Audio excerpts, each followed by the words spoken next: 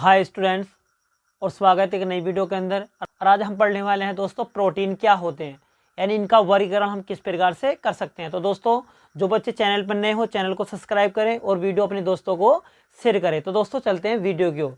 तो यहाँ पर दोस्तों मैंने सबसे पहले प्रोटीन की डेफिनेशन रखी है बहुत ही सिंपल तरीके से। तो सबसे पहले देखेंगे दोस्तों इसकी परिभाषा, प्रोटीन की परिभाषा हम किस प्रकार से दे सकते हैं सरल तरीके से, जो एग्जाम के अंदर दोस्तों हमें बिगर रटो याद हो जाए। ठीक है, प्रोटीन के बारे में डिस्कस करेंगे। सबसे पहले इसकी परिभाषा क्या है। तो दोस्तों वे नाइट्रोजन युक्त कार्बनिक यौगिक, यानी सबसे पहले क्या है, ऐसे कार्बनिक यौगिक जिनके अंदर नाइट्रोजन होता है। ठीक है, नाइट्रोजन पाया जाता है।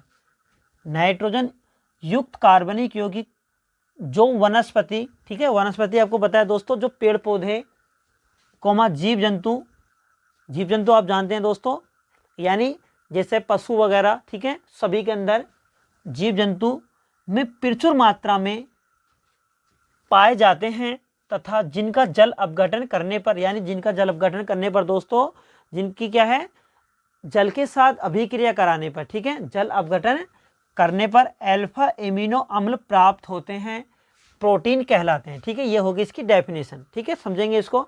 यानी कोई हमारे पास क्या है दोस्तों, हमने क्या ले लिया, एक नाइट्रोजन युक्त कार्बनिक यौगिक ले लिया। ठीक है दोस्तों, ठीक है, वो क्या पाया जाए, यानी जीव जंतुओं के अंदर पाया जाए, वनस्पतियों के अंदर पाया जाए। दूसरी शर्त यह है दोस्तों, उनका जल अपघटन करने पर उनमें से दोस्तों अल्फा एमिनो अम्ल प्राप्त हो जाए, तो वे क्या कहलाएंगे हमारे दोस्तों, प्रोटीन कहलाएंगे। ठीक है, प्रोटीन कहलाएंगे। ठीक है, अब देखेंगे दोस्तों प्रोटीनों का वर्गीकरण, यानी इसका क्लासिफिकेशन किस प्रकार से करेंगे। ठीक है, तो दोस्तों क्लासिफिकेशन जो है उस रासायनिक संगठन के आधार पर हमें इन्हें 3 भागों में बांट दिया। ठीक है, किसके आधार पर दोस्तों, रासायनिक संगठन के आधार पर इन्हें 3 भागों में बांटा गया है। कितने भागों में दोस्तों, 3 भागों में डिवाइड कर दिया है प्रोटीन को। ठीक है, तो नंबर 1 देखेंगे। नंबर 1 है दोस्तों हमारी साधारण प्रोटीन। ठीक है, जनरल प्रोटीन क्या होती है, बिल्कुल सिंपल प्रोटीन क्या होती है। ठीक है, तो डेफिनेशन देख लेंगे दोस्तों, वे प्रोटीन जिनका जल अपघटन करने पर अल्फा एमिनो अम्ल प्राप्त होते हैं। ठीक है, अल्फा एमिनो अम्ल प्राप्त हो जाएं,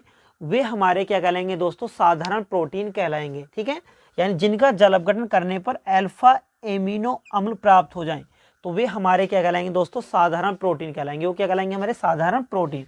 ठीक है, जैसे एग्जाम्पल में हमने रखा है दोस्तों एल्बुमिन, ग्लोबुलिन आदि। ठीक है, ये ऐसे प्रोटीन है दोस्तों, जल अपघटन करने पर अल्फा एमिनो अम्ल प्राप्त हो जाए, वे हमारे साधारण प्रोटीन के अंदर आते हैं। ठीक है, अब देखेंगे नंबर 2 संयुक्त प्रोटीन। ठीक है, संयुक्त प्रोटीन क्या होते हैं, संयुक्त प्रोटीन का नाम से ही पता चल रहा है दोस्तों, ये क्या होंगे, किसी के साथ जुड़े हुए होंगे। ठीक है, तो देखेंगे डेफिनेशन, वे प्रोटीन जिनका जल अपघटन करने पर एमिनो अम्ल तो प्राप्त हो जाएं। ठीक है, एमिनो अम्ल तो प्राप्त होंगे पर उनके अलावा कुछ और भी प्राप्त होंगे, जैसे, ठीक है, एमिनो अम्ल के अतिरिक्त कार्बोहाइड्रेट, न्यूक्लिक अम्ल, फास्फोरिक अम्ल भी प्राप्त होते हैं, संयुक्त प्रोटीन कहलाते हैं। ठीक है, यानी जिनका जल अपघटन करा हमने, ठीक है, और उनमें एमिनो अम्ल तो प्राप्त हो जाएं, पर दोस्तों एमिनो अम्ल के अलावा जैसे आपका कार्बोहाइड्रेट हो गया, ठीक है, और न्यूक्लिक अम्ल हो गए, फास्फोरिक अम्ल हो गए, वे भी प्राप्त हों,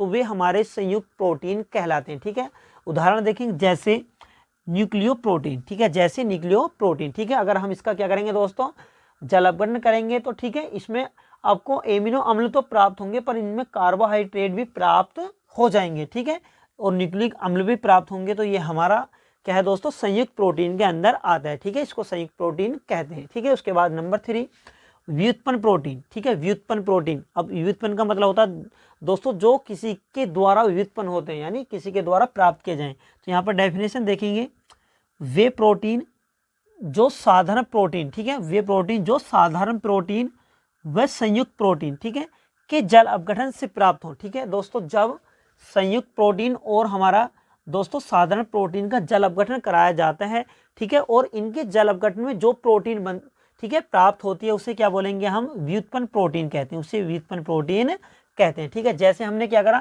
जैसे दोस्तों एल्बुलिन लिया और हमने न्यूक्लियो प्रोटीन लिया, इसका जल अपघटन कराया हमने, तो दोस्तों जो प्रोटीन प्राप्त होगा, जो प्रोटीन बनेगा इनके जल अपघटन से, वही हमारा क्या कहलाएगा दोस्तों, व्युत्पन्न प्रोटीन कहलाता। जैसे दोस्तों प्रोटियोस और पेप्टोन आदि। ठीक है, ये हमारे क्या हो गए दोस्तों, रासायनिक संगठन के आधार पर यानी हमारा प्रोटीनों का वर्गीकरण हो गया। दोस्तों वीडियो आपको अच्छी लगी तो वीडियो को शेयर जरूर करें और जो बच्चे चैनल पर नए हो चैनल को सब्सक्राइब करें। जय हिंद।